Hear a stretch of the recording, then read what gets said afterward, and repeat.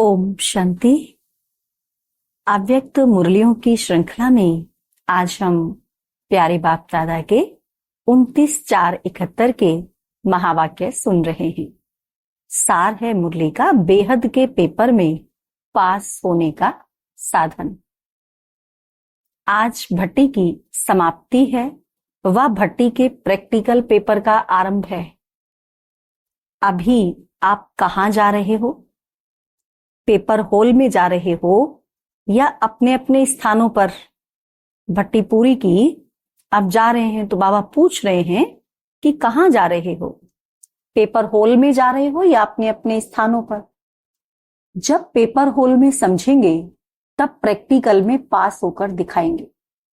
ऐसे नहीं समझना कि अपने घर जा रहे हैं, नहीं।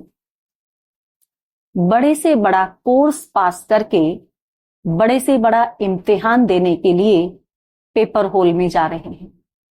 सेंटर्स पर जब तक पढ़ाई करते हो तो वह हो गई स्कूल की पढ़ाई, लेकिन जब मधुबन वरदान भूमि में डायरेक्ट बाप दादा व निमित्त बने हुए सभी बड़े महारथियों द्वारा ट्रेनिंग लेते हो व पढ़ाई करते हो तो मानो कॉलेज व यूनिवर्सिटी का स्टूडेंट हो।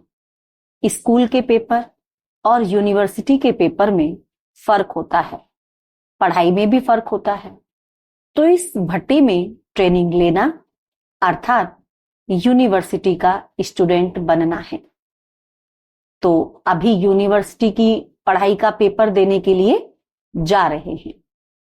यूनिवर्सिटी के पेपर के बाद ही स्टेटस की प्राप्ति होती है। ऐसे ही भट्टी में आने के बाद जो प्रैक्टिकल पेपर में पास हो निकलते हैं उन्हों को वर्तमान और भविष्य स्टेटस और स्टेज प्राप्त होती है। तो यह कॉमन बात नहीं समझना। भले पहले सेंटर्स पर पढ़ाई करते रहे हो, पेपर भी देते रहे हो, लेकिन यह यूनिवर्सिटी का पेपर है। बाप दादा द्वारा तिलक व छाप लगाने के बाद अगर कोई प्रैक्टिकल पेपर में फेल हो जाते हैं तो क्या होगा? जन्म जन्मांतर के लिए फेल का दाग रह जाएगा।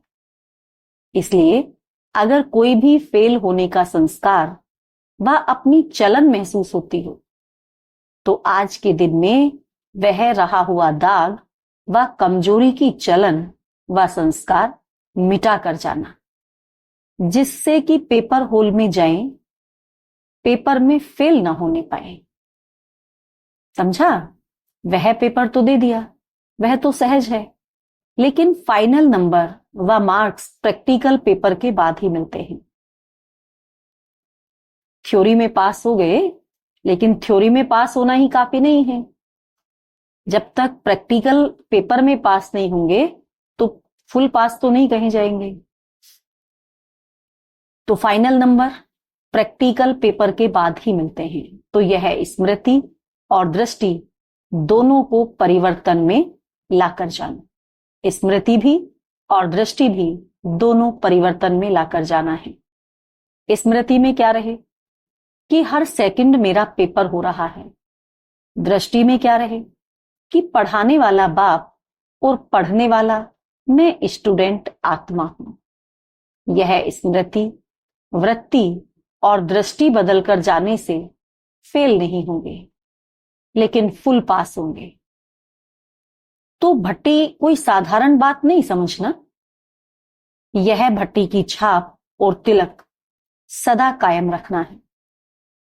जैसे यूनिवर्सिटी का सर्टिफिकेट सर्विस दिलाता है, पद की प्राप्ति कराता है, ऐसे ही यह भट्टी का तिलक व छाप सदा अपने पास प्रैक्टिकल में कायम रखना, यह बड़े से बड़ा सर्टिफिकेट है। जिसको सर्टिफिकेट नहीं होता है वह कभी भी कोई स्टेटस नहीं पा सकते। इस रीति से यह भी एक सर्टिफिकेट है। भविष्य व वर्तमान पद की प्राप्ति व सफलता का सर्टिफिकेट है। सर्टिफिकेट को सदैव संभाला जाता है, अलबेलेपन से खो जाता है। कभी भी माया के अधीन यानी माया के वश होकर पुरुषार्थ में अलबेलापन नहीं लाना।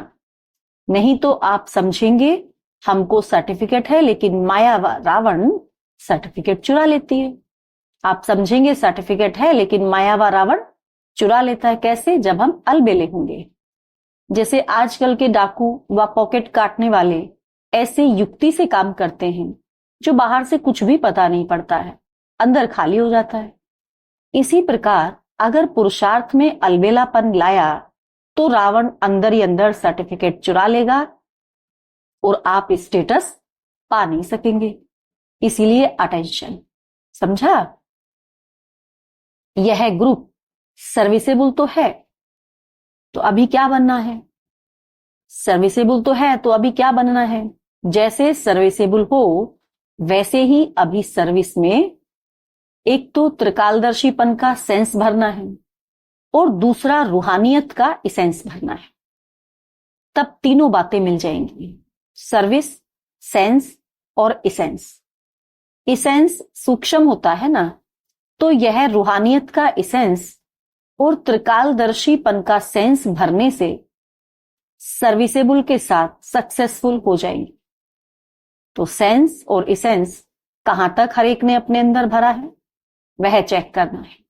अभी समय है।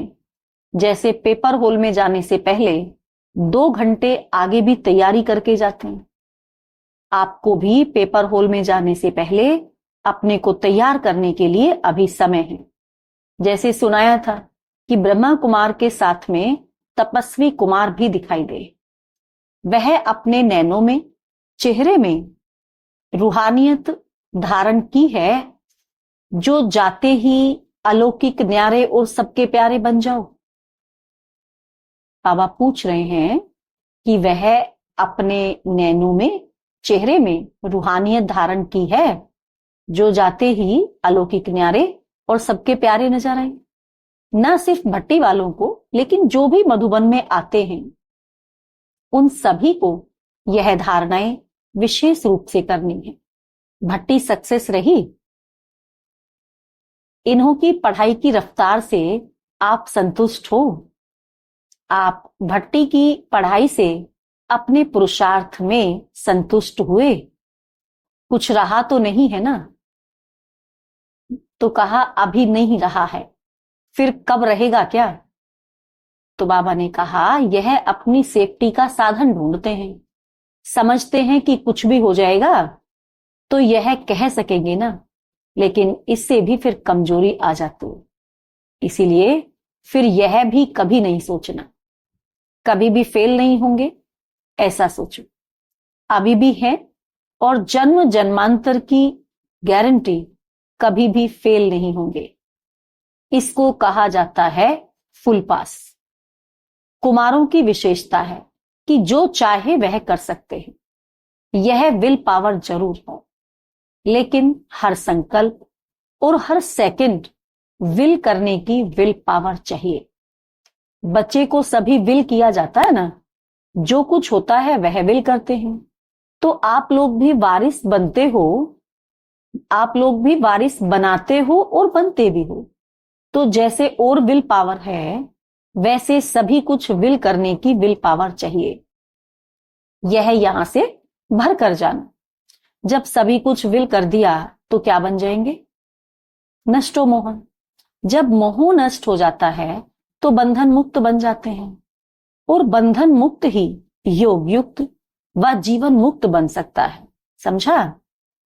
संगम युग का आपके पास अभी खजाना कौन सा है? ज्ञान खजाना बाप ने दिया, लेकिन अपना अपना खजाना कौन सा है? कौन सा खजाना है? यह है समय और संकल्प। जैसे बाप ने पूरा ही अपने को विल कर दिया, वैसे आप लोगों की जो स्मृति है उसको भी पूरा विल करना है। जैसे स्थूल खजाने से जो चाहे वह प्राप्त कर सकते हैं, वैसे ही इस समय का यह खजाना कौन सा? समय और संकल्प। इससे भी आप जो प्राप्त करना चाहो वह इन्हीं द्वारा प्राप्त कर सकते हो। सारी प्राप्ति का आधार संगम युग का समय और श्रेष्ठ स्मृति अर्थात याद है। यही खजाना है इसको ही विल करना है? पूरा ही विल करके जा रहे हो या कुछ जेब खर्च रखा है? आई विल के लिए थोड़ा बहुत कोने में छिपाकर तो नहीं रखा है? जेब बिल्कुल खाली है? कुमारों ने एक गीत बाबा को सुनाया। आजकल तो मधुबन का हर कोना खाली नहीं है, लेकिन हर स्थान पर सितारों की रिमझिम नजर आती है।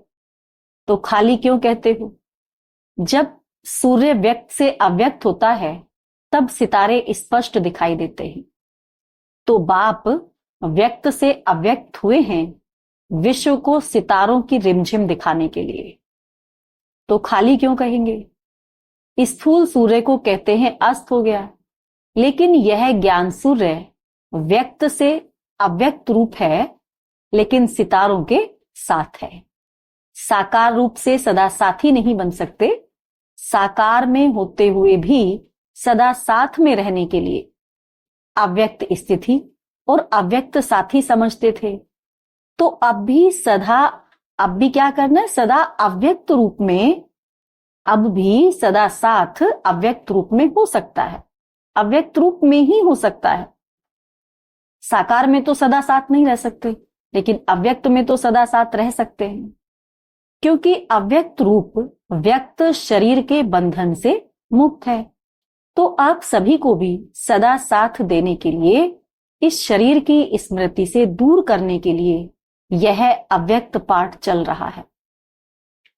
बाप दादा तो हर समय सर्व बच्चों के साथ है ही। पहले एक गीत बनाया था कि क्यों हो अधीर माता, यह गीत बहनों ने सुनाया। अभी भी हरेक का सदा साथी हूं, लेकिन जो चाहे अनुभव करे। अभी अनुभव करने के लिए जैसे बाप अव्यक्त है, वैसे अव्यक्त बनकर के ही अनुभव कर सकते हो। जैसे बाबा अव्यक्त है तो बाबा के साथ का अनुभव अव्यक्त बनकर सदा कर सकते हैं। यह अलौकिक अनुभव करने के लिए सदा व्यक्त भाव से परे, व्यक्त देश की स्मृति से उपराम, अर्थात साक्षी बनने से ही हर समय साथ का अनुभव कर पाएंगे। अच्छा, ओम शांति।